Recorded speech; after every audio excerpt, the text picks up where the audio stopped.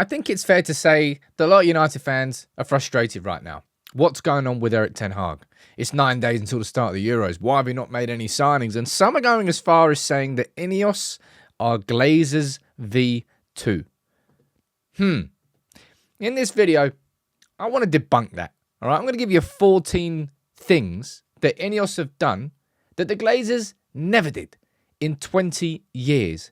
Because to try and link the frustrations at the start of this window to what I've seen in these last 20 years under the Glazers, I think is ridiculous.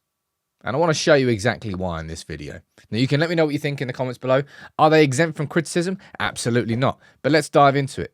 And as I said, I've got 14 reasons here. You could probably have more if you want. All right, I'm just going to run through them one by one. And to start with, the Glazers are not in control of football operations at Manchester United anymore. They have no more say over who we sign this summer, who we sell this summer. You don't have to pick up the phone and ring Joel Glazer and ask if we can spend another $5 million or ask him anything to do with targets. They are not involved. And we waited 20 years for that. Number one. Number two. Now, I've got communications and Ratcliffe interviews down here, and I'm talking more about at the start. Jim Ratcliffe speaking to the BBC and outlaying his ambitions for Manchester United, outlaying the ambitions of INEOS, of bringing United back to the top, of winning the Premier League, of actually having owners that have genuine ambitions to win things rather than the top four was a starting point. And the communications were good at the start. Now, I do think there are concerns about communications now, which may be why they've just got a new head of communications in and they can spot that internally themselves.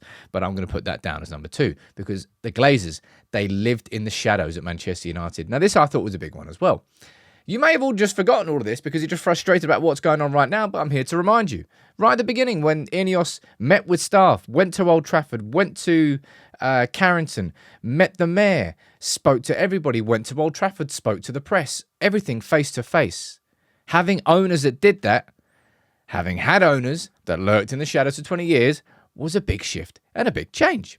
Number four, the Glazers can't take dividends anymore. Banned. Vamos. Gone. That was a significant moment. That was them taking some control. Now, the Glazers actually didn't take dividends the year before, but they've taken a lot in terms over the course of the last 8-9 years. Now, Richard Arnold going. Was that specifically to do with INEOS? Was that to do with the broken relationship between the Glazers and Richard Arnold? I imagine a combination of both. But Richard Arnold left. He was Ed Woodward's replacement, and Omar Barada came in. And that was a huge power shift because CEO is the position that balances between the business side of things and the football side of things. So that was an indicator of what was to come next. But Omar Barada, swift. No one saw it coming. No leaks. And a very shrewd appointment. That's something that the Glazers never did. It was all about money men, people that they control. And that part there, being in control of more than just football operations. We've seen now that INEOS have taken over anything really to do with the stadium, anything to do with Carrington. They've also got Omar Barada in as CEO. They've also replaced, I forgot about this, the chief financial officer, Roger Bell. Haven't even got that down here. They got rid of Cliff Beattie, who was the chief financial officer and had been under the Glazers for years, but now they've got their man in control of the money as well as a CEO. INEOS are in control of more than just football operations. But a lot of people are forgetting all of this because they're frustrated that we haven't made an announcement on Erik Ten Hag and we haven't signed a player yet. John Murtough, gone. Another, I call him stooge, it might be slightly unfair, but another sort of relic of the football operation that we had under the Glazers. The charade that it was. Richard Arnold, another Ed Woodward, John Murtough, somebody who was over-promoted and didn't have the experience required for that role. And of course, something that we are still waiting on, but I'm putting this down. Dan Ashworth coming in, and this is the football structure appearing. It's ripping out the old carpet and putting in a new hardwood floor. Richard Arnold gone, John Murtough gone, Omar Barada in. We'll be working on the 13th of July. And Dan Ashworth coming in as well. And on top of that, you've got Jason Wilcox. And you're starting to see the structure of a football club that we have not had in 20 years, that the Glazers never wanted in 20 years, because they didn't want to delegate power. They wanted to keep it all to themselves, even if they were burning the house. But again, a lot of people are overlooking all of this because we haven't signed a player. And I just think it's wrong. Patrick Stewart gone. He was there to replace Richard Arnold temporarily until Beretta came in, but clearly something wasn't working, because then he was got rid of and Jean-Claude Blanc was in. Another Patrick Stewart, another man who had worked with the Glazers before, gone. It's like all the fragments and all the elements of anything to do with Manchester United's structure behind the scenes under the Glazers, bit by bit, person by person, being removed and replaced by INEOS men. People that they can trust. And this, the Old Trafford Task Force, led by Seb Coe, will Old Trafford be redeveloped or will a brand new stadium be built? That's down to the Old Trafford Task Force. Gary Neville's on it. Andy Burnham, Mayor of Manchester, Seb Coe, and there's some other, I have no idea. I think they must just own land in and around it.